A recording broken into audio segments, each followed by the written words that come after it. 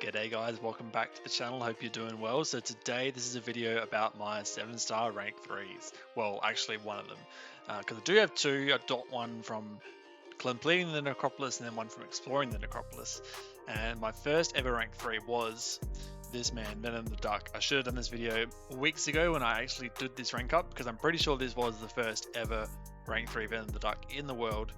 And I'm so happy to have him a rank 3 now. He hits really hard, and yeah, I just enjoyed using him so much, and it's also caused a few people some headaches on Battlegrounds defense, if you can believe it. And I also took up Bishop to rank 3. That was from exploring Necropolis. That was mostly for war defense, but I have come around to liking Bishop. I didn't really like him too much, but since taking him to rank 2 and then now rank 3, I've used him more and more. But this video isn't about Bishop. If you guys want to see a Bishop video at rank 3, do let me know in the comments or message me or whatever. I'm probably not planning to do a Bishop video, but this video will be all about Venom the Duck at rank 3. So yeah, I took it to rank 3 pretty much, what was it, like 4 or 5 days after Necropolis came out, which is when I did it. Maybe not even that long. It's a combination of peer pressure and, well, what my heart wanted, not what my head wanted, or was my head was telling me to do. My head was telling me to rank 3 Maestro when I got him, but no, we went for Venom the Duck, and yeah, it's awesome because now he's the top champion in my profile now, sitting right at the top. All right, but let's get into some gameplay because I know you guys want to see that. Right, so if you're not aware, Venom the Duck is a ramp up champ. That's just the matter of fact of it. He's not great for short form content like Battlegrounds, but in questing he's really good because once you get him ramped up, he hits really hard. So we've got a few synergies on the team. We've got Nick Fury and Deadpool for the healing at the start from the recoil masteries, and then we also have Blade for extra bleed duration, and I think maybe How the Duck for extra attack per buff in our RNA bank. So we can only get 3 buffs per fight, which kind of sucks, but we can duplicate those buffs in the next fights coming up. So we're starting off with a power gain here, and ideally we want to get a power gain, a precision, and a fury.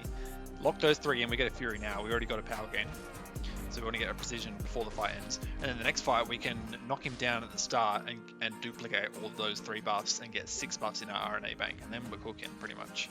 Alright, then a little bit later we do get the precision buff, so we decide to knock him down here with a heavy attack, and then we can throw our special 3 here. This will actually reactivate all the buffs that we've stored in our RNA bank, which is those 3 buffs here, the precision, fury, and the power gain. And you can see we're already hitting 14k mediums. This is just the first fight, and the bleeds are ticking for a decent amount as well. So yeah, that's Winter Soldier down. Took just under 2 minutes, which definitely isn't great for a rank 3. But like I said, he's a ramp up champ. He's got to take a bit of time to get going, and he's going to get going. You'll see. So in Captain Marvel here, like I said, we're just going to knock her down at the start, and then bank those buffs again, so we can get 2 of each, because each one will help our damage and our power gain. So we just able to knock her down there with a special 2. This does a decent amount of damage. With their toxic armor, so that what the special 2 does is it applies a toxic armor buff to them. So no one's, I mean, apart from buff immune champs, it will work on pretty much anyone. You don't have to worry about any chugging or whatever. And then when you hit them, there's an extra burst, up to 90% additional burst damage, depending on how high their armor is. So you can see that was the second fight of Realm of Legends. We're only halfway ramped, and that was still a ridiculously quick fight. Into the third fight here, so we've got 2 of each of our buffs. Now we can knock him down now, and we'll get 3 of our buffs, but we can't really decide which it is. It will be random. So we do decide to throw a special 2. That does take 2 of our furies and 1 of our precisions. So now we have 4 furies, 3 precisions, and 2 power gains, which is a pretty good setup, but we want more power gains. So we're going to try and get 1 more power gain as our last buff, because we had 9 at the moment. And we did finally get it here, so she's at 17% health. And yeah, so we do manage to get the knockdown here, bank that power gain buff. So now we have 3. That's going to really help our power rate. It's going to let us get to a special 2 in 2 combos. That's how good the third power gain is. is not quite possible with just 2 power gains. So we're up against his vision here. Now the good thing about Venom the Duck is even though he's a champ that bleeds, if he can't bleed the opponent, he actually inflicts passive degen. So that's an advantage he has over champions like Venom who only bleed. He has that passive degen that does the work. It's not as strong as the bleeds, but it's still it's like 25% less damage, so it's still alright. And we got really unlucky against this vision because our special 2 didn't place any toxic armors on him. But you can see, even though we didn't get any toxic armors, that fight was still like 30 seconds. Like that fight would have been even quicker if we had a toxic armor. It was 23 seconds with no toxic armors. That's how insane it is. Now, I do have a 20% green boost on. I think this is a leftover from an Alliance War, I think. So, yeah, the damage is definitely a bit inflated, but this is the one you're going to want to see. In fact, I'm going to turn my face cam off.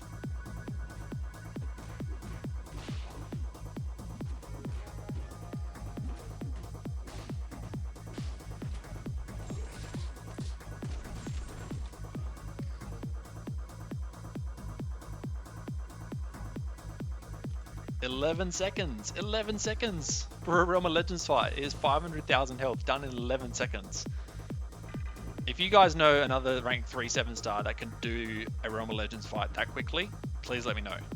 Because I'd be curious to see if any other champion could do a Realm of Legends fight that quickly. It doesn't have to be the first one, it can be a fight like Black Panther or Wolverine, I don't care, as long as it's something that fast. We got another one there. That was the Scarlet Witch down in 14 seconds. It's insane. Once he's ramped up, he hits like a monster truck. He's insane. And a lot of people call him the worst 7-star, but I beg to differ. Would the worst 7-star be hitting numbers like this? I mean, yeah, he's lacking a bit in the utility department, but he's really fun to use.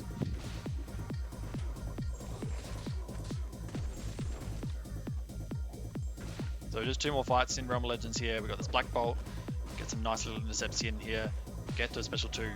Basically, as soon as he gets to a special 1, it's insane how much power he gets with those 3 power gain buffs. So yeah, that was a 12-second fight on Black Bolt, absolute insanity. You can see if he was fully ramped up, he could speedrun Realm of Legends. Like if he was fully ramped up from the start, he could speedrun Realm of Legends in like 2 minutes, 2 or 3 minutes. It's insane. So I do decide to go for a special 2 against Hulk. You can throw a special 3 and reset all your buffs, but special 2 is pretty good as well for that extra toxic armor damage. Alright, so that just gives you a little bit of an idea of what Venom the Duck's damage is.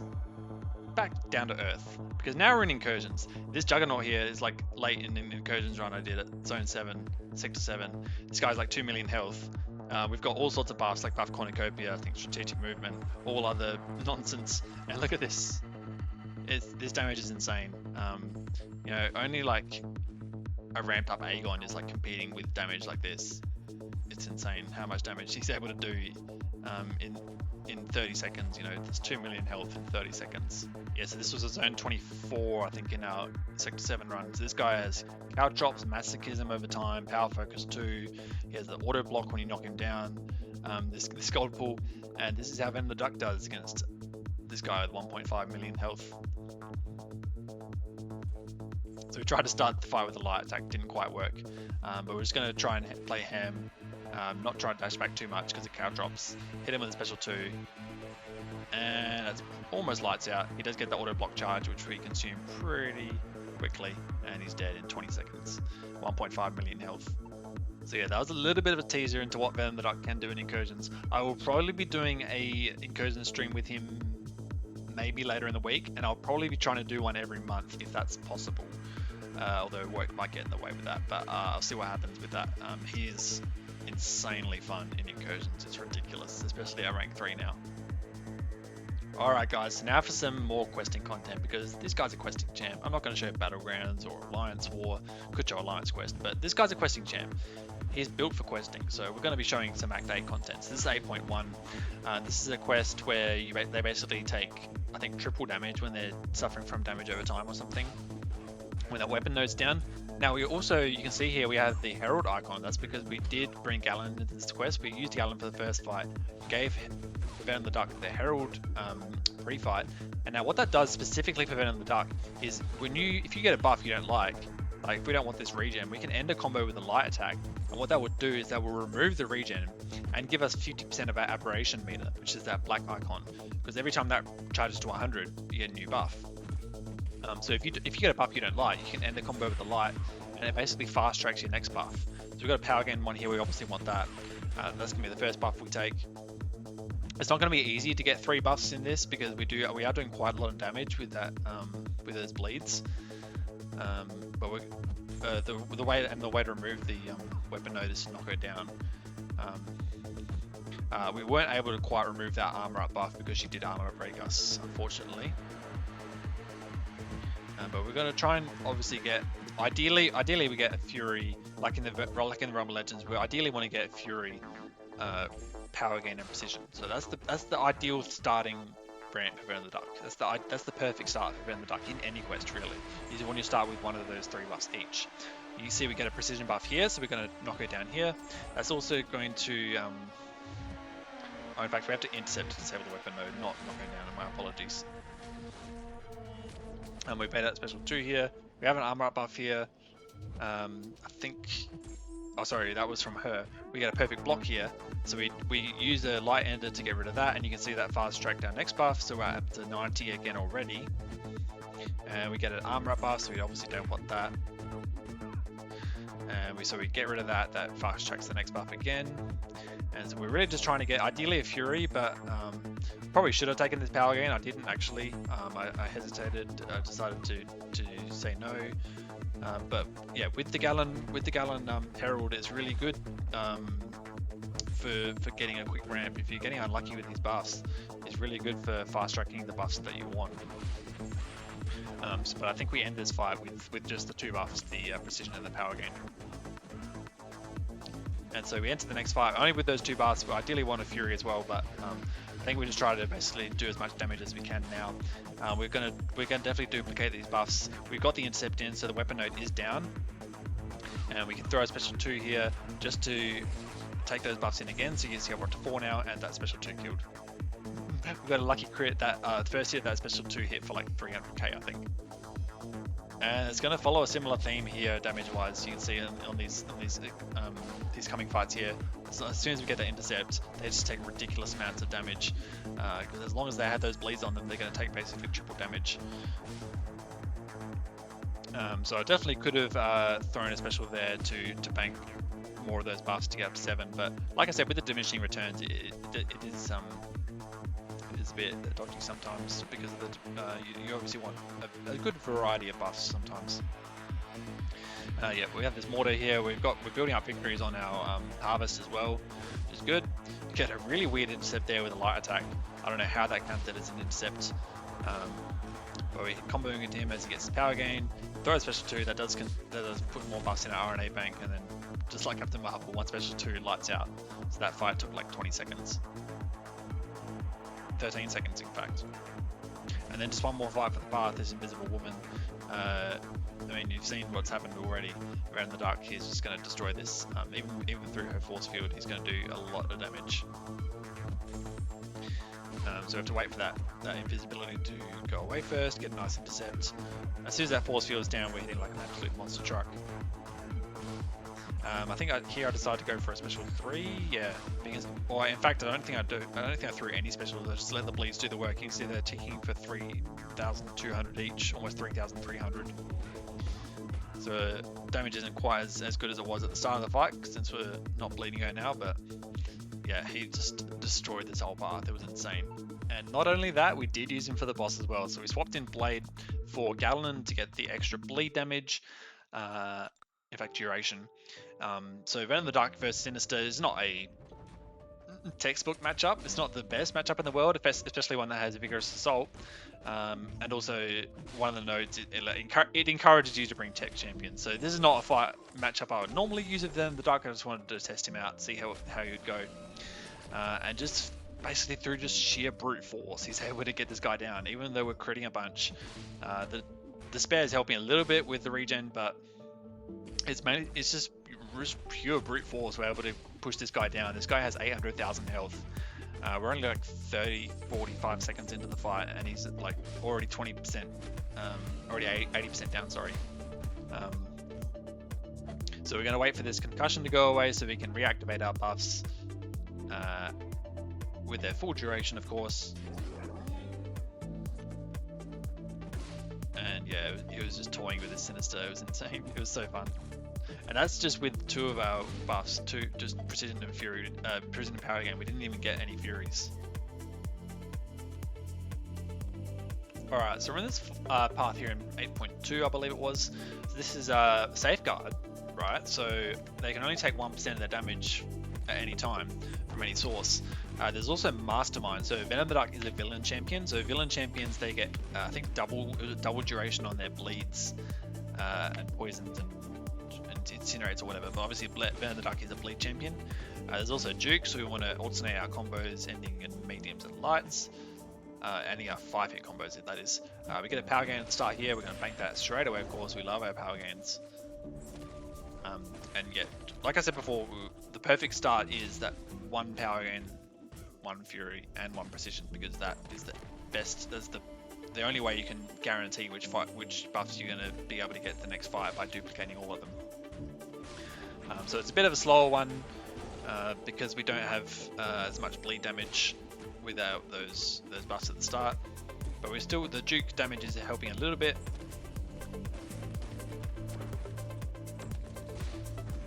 So we get an armor up buff here. We obviously want to get rid of that with our 4 light combos ending a light. I'm not sure why I didn't get rid of it actually. Yeah, if someone knows why that didn't get rid of it, please let me know, because I'm not sure. Maybe it's because we had a precision or something, but I don't know. So we got a precision, I think, and a power gain. Obviously, we want to get one of, or might have got a fury. Yeah, sorry, we actually did get a fury, I think. So we got one of each now, which is perfect. That's, like I said, the perfect setup, so we can easily duplicate that in the next fight. Yep. So starting the next fight now, we've got the She-Hulk, and you can see, well, actually, we didn't get a fury, we got a regen, but we'll still take the regen because we are running the recoils. So that's it. One regen's alright, but you'd ideally want 2 if you're running recoils. So we throw a special 2 there to bank those buffs, get up to 6 now. So we don't have any furies, unfortunately, but we've still got those precision and power gains. They're doing alright as well. So we get a 3rd power gain here. We can't actually take this because we've already banked our 3 buffs for this fight, unfortunately.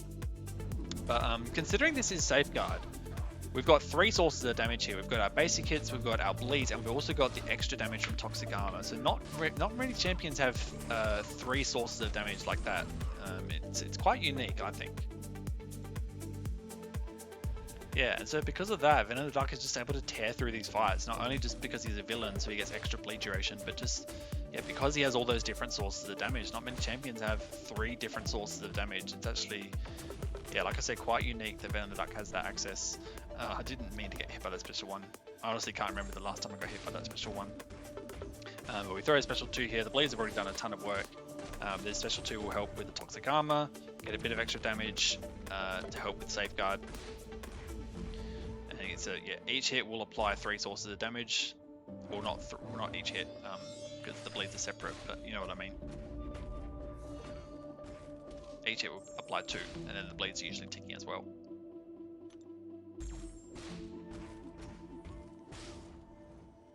So yeah, we did actually manage to bank a Fury buff earlier in the quest, so we're using that now, and we can just throw a special 2, bank some 3 random buffs, and just melt this Psycho Man down. I got hit by the special 2, I think, because I'm not good at evading his special 2 actually. It's one I need to practice. But yeah, didn't do too much damage to be honest. And we're able to finish this guy off pretty soon after, so you know, it was like 30 seconds for a Safeguard fight. And then just for fun, we used him for the boss as well. So this one has got a light, so basically you only do damage when she's incinerated, and you can apply incinerates on your basic attacks. And also when she dashes back, she puts a falter on you, so we're going to ideally do this match without her dashing back at all, which is not something we can control, but we can try and push her back as far as we can, and then she won't have to dash back. So we have pretty much no ability accuracy at the moment defensively because of our debuffs on us, but it doesn't really matter because all of our damage is offensive, of course. And yeah, that was a pretty fun fight. Alright guys, last but not least, we have a question 8.3. So yeah, one one little showcase from each of the Act 8 chapters. So this one has it has a node where when Cosmic Attackers use their Striker, they get 3 aptitude buffs. So that is going to help for our Fury buffs once we get them. So we want to try and get a few Fury buffs. We're starting off here with a regen. Like I said earlier, you want at least 2 regens if you're running the recoil masteries for sustainability. But obviously we are being helped by the Nick Fury Deadpool combo as well. We get a Fury buff here, which is perfect. We can bank that straight away. But you can see even with one of those and the aptitudes, we were doing a pretty decent amount of damage with that 1 Fury buff. We get a precision here, we definitely want to bank that, so we can double those down in the next fight once we start that, and yeah, we'll be rolling from there.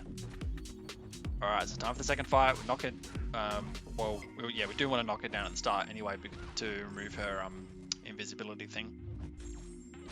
And ideally want to push that to special 2, like the heal reversal isn't too bad really. I prefer that over the power drain.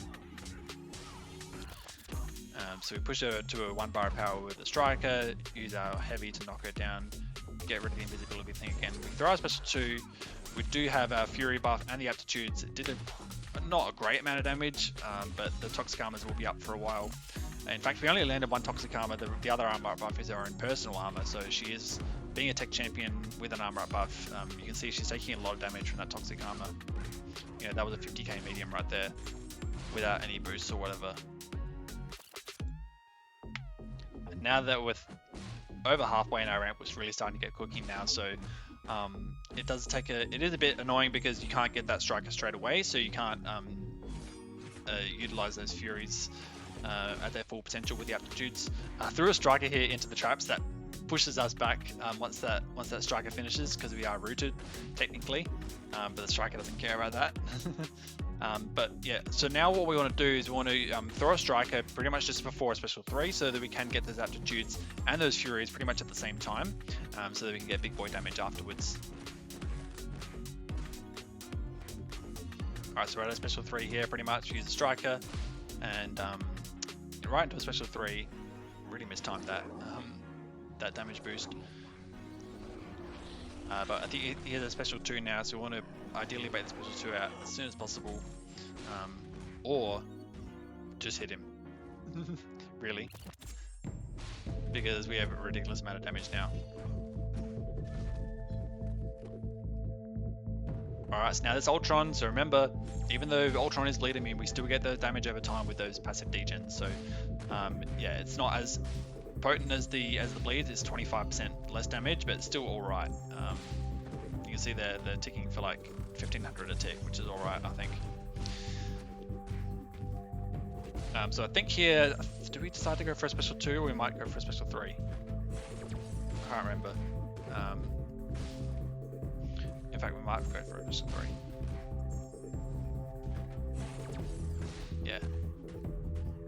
Yeah, so I think it was changed to a Striker here. Same deal, like same with Craven, I think. So just go to the Striker for those aptitudes, and then the special 3. We also threw the special 3 at 95% on our aberration meter, so we are going to get a bonus 11th buff here, which was it was only a regen, I think, but we'll still take it. And you can see there we just destroyed him by the end.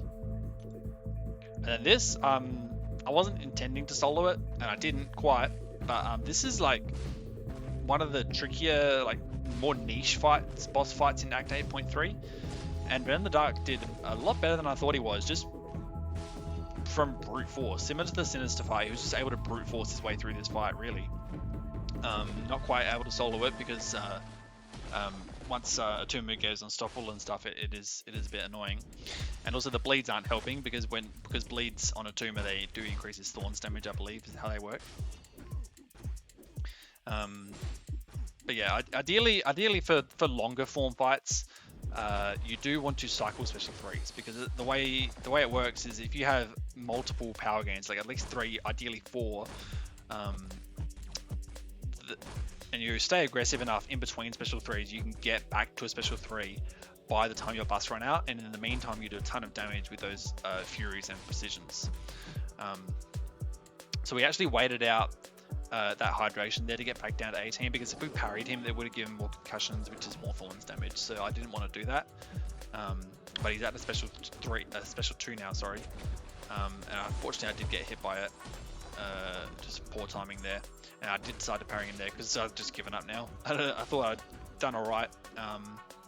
And I think here I pushed him to special 3. But honestly, considering this is one of the trickiest boss fights in Act 8.3, I think Venom the Dark did all right. I mean, he is a rank 3 7-star, so he does have that in his favor.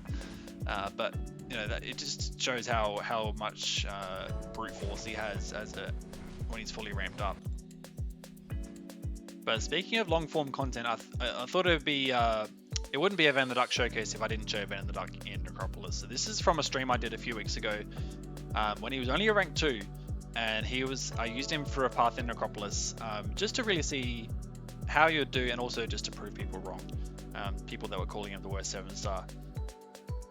So it's only rank 2. We are pretty boosted up, no recoils, but pretty boosted up, and masteries have been changed as well.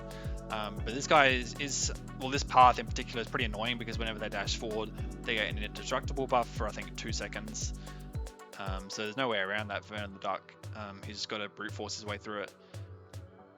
But he actually did this fight as a rank 2 in 1 revive. I messed up here because we got the concussion on us, so we didn't get our buffs. But yeah, he did this whole fight by himself. It took about 20 minutes. I will say that. It did take a bit of time, but he did this whole fight, and we only had to revive him once.